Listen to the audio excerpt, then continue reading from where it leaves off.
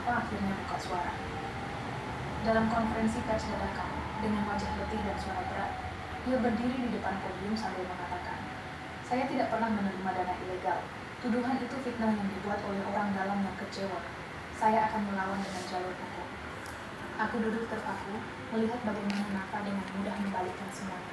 Dia tak menyangkal rekaman suara, tapi ia menuduh aku sebagai dalang. Aku sebagai pemalsu, aku sebagai wanita yang menjalin hubungan pribadi dengan Sahroni untuk menjatuhkannya.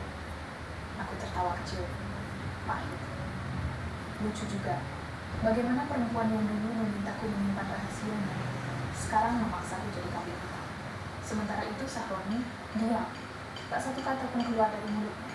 Tapi aku tahu, diamnya lebih berbahaya daripada ribuan tuduhan. Karena laki-laki seperti dia tidak melawan dengan kata-kata. Mereka melawan dengan uang, pengaruh, dan ancaman yang tak terlihat. Aku mulai menerima telepon dari nomor asing. Beberapa menawarkan kompensasi agar aku berhenti bicara.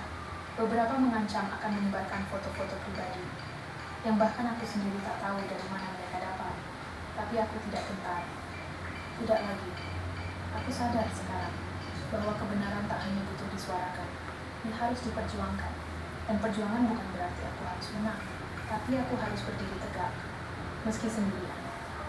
Beberapa media mulai mencoba menghubungiku lewat email baru yang hanya ku kembalikan sendiri. Mereka ingin wawancara. Beberapa politisi oposisi bahkan mengirim pesan.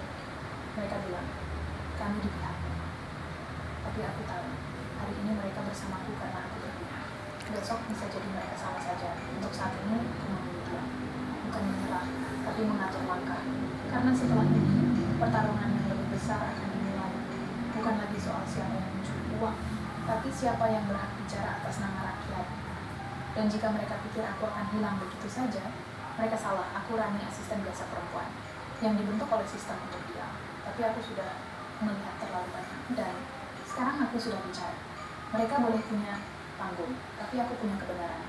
Dan itu tak bisa mereka bunuh. Beberapa hari setelah video itu viral dan nama Nafa tercabik oleh dua sisi opini publik, aku menerima email yang membuatku menggenggam kepala sambil menahan napas. Isinya singkat, tanpa basa-basi. Kami dari Lembaga Perlindungan Saksi dan Korban (LPSK). Kami mengetahui Anda mungkin adalah pihak yang memiliki data kunci terkait dugaan korupsi dana kampanye dan tekanan seksual terhadap calon legislatif aktif. Kami bisa memberi perlindungan jika Anda bersedia bersaksi secara resmi. Rasanya seperti dilempar ke tengah jurang. Aku memang ingin kebenaran terbongkar. Tapi menjadi saksi terbuka berarti menghapus pelindung terakhir yang kumiliki. Anonimitas selama ini aku hanya sumber tak dikenal. Aku adalah suara tanpa wajah, data tanpa identitas. Tapi jika aku bersaksi, itu berarti wajahku akan muncul di sidang, namaku akan masuk berita, dan yang paling menakutkan, semua mata, termasuk mata Nafa dan Sahroni, akan langsung mengarah padaku. Aku duduk semalaman memandangi dinding. Tak ada siapa-siapa di rumah kontrakan kecil ini. Hanya aku, dengusan napas, dan suara tiktokan jam tua yang terus mengingatkan. Waktu terus berjalan, Rani. Dalam hati aku bertanya, kalau aku bicara, siapa yang akan menjagaku? Siapa yang akan melindungi ibuku yang tinggal sendirian di desa? Siapa yang akan memastikan aku tidak kecelakaan di jalan? Tapi kemudian aku juga bertanya, kalau aku diam, siapa yang akan percaya pada suara-suara lain setelah ini? Siapa yang akan melawan kalau semua yang tahu memilih sembunyi? Keesokan paginya, aku membalas email itu. Saya bersedia menjadi saksi. Tapi saya ingin perlindungan penuh, termasuk untuk keluarga saya. Prosedur hukumnya cepat. Beberapa orang dari LPSK datang diam-diam menjemputku, membawa ke lokasi aman. Mereka bahkan tak memberitahuku alamatnya. Hanya kubikel kamar sederhana, tempat tidur, meja, dan koneksi internet terbatas. Tidak boleh posting, tidak boleh komunikasi dengan siapapun tanpa pengawasan. Aku merasa seperti tahanan, tapi anehnya, untuk pertama kalinya dalam berminggu-minggu, aku tidur dengan nyenyak. Malam sebelum sidang, aku menatap bayanganku di kaca. Wajahku lebih tirus, lingkar mata gelap, tapi di mata itu ada cahaya yang tak pernah kulihat sebelumnya. Mungkin karena sekarang aku tahu, aku tidak lagi bersembunyi. Hari sidang tiba. Aku duduk di ruang pengadilan, mengenakan jas formal dan kerudung hitam sederhana. Di depanku ada hakim, jaksa, pengacara Nafa, dan beberapa perwakilan dari lembaga anti korupsi. Ruangan itu sunyi, hanya suara ketukan palu yang menggema saat aku diminta berdiri. Saudari Rani, Anda berada di sini sebagai saksi kunci dalam dugaan tindak pidana korupsi dan pelanggaran etika kampanye. Bersediakah Anda memberikan kesaksian di bawah sumpah? Aku mengangguk. Suaraku mantap meski jantungku berdetak gila. Saya bersedia. Dan saya bersumpah, semua yang saya sampaikan adalah benar. Lalu aku mulai bicara. Aku ceritakan semuanya. Bagaimana Nafa memintaku menyusun narasi kampanye perempuan bersih saat ia sendiri menerima aliran dana gelap dari Sahroni. Bagaimana uang itu ditransfer ke rekening perusahaan kerabatnya, lalu itu digunakan untuk mencetak atribut, menyuap media lokal, dan bahkan membayar buzzer.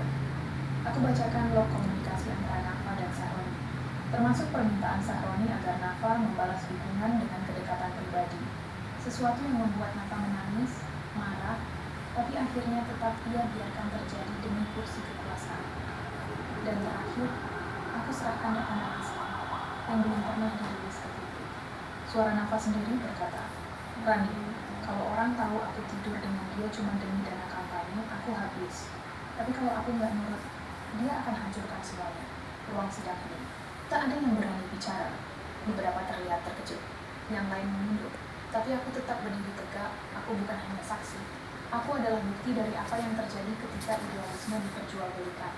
Setelah itu, aku kembali ke ruang persembunyian. Tapi kali ini bukan karena takut, tapi karena prosedur. Karena sekarang aku bukan lagi buronan. Aku adalah saksi negara. Dan tahu apa yang paling melegakan? Untuk pertama kalinya, aku tidak merasa sendirian. Hari-hari setelah aku bersaksi adalah masa yang paling berat sekaligus paling terang dalam hidupku. Aku sadar bahwa perjalanan panjang ini bukan hanya soal membongkar kebohongan dan kejahatan, tapi juga soal menerima konsekuensi dan merangkai harapan baru. Setelah sidang yang menggegarkan itu, publik tidak lagi bisa menutup mata. Berita tentang Nafa dan Sahroni tersebar di mana-mana. Sebagian besar rakyat marah, kecewa, tapi ada juga yang bingung dan menolak percaya. Politik memang selalu penentuku, dan kisahku menjadi bukti nyata. Nafa Iskandar, perempuan yang dulu kuanggap inspirasi, akhirnya didakwa atas beberapa tuduhan. Korupsi dana kampanye, penyalahgunaan kekuasaan, dan pelecehan seksual yang memaksa calon legislatif lain terlibat dalam relasi tersembunyi dengan pengusaha, Sahroni. Ia menghilang dari muka publik dan menjadi buruan pihak berwajib. Aku menyaksikan semuanya dari jauh, di tempat aman yang disediakan LPSK. Aku tidak bisa pulang ke rumah lama, aku tidak bisa lagi menemui ibu di desa secara bebas. Namun, yang kuingat setiap saat adalah suara-suara yang dulu aku simpan rapat-rapat dan kini aku bebaskan untuk dunia dengar. Aku sering berpikir, apakah pengorbananku ini sia-sia? Apakah aku kehilangan terlalu banyak untuk sesuatu yang mungkin tidak akan mengubah apapun? Tapi setiap kali aku teringat senyum ibu yang dulu takut karena aku sering pulang larut tanpa kabar, aku tahu, aku harus melangkah lebih jauh. Kebenaran memang menyakitkan, tapi kebohongan membunuh.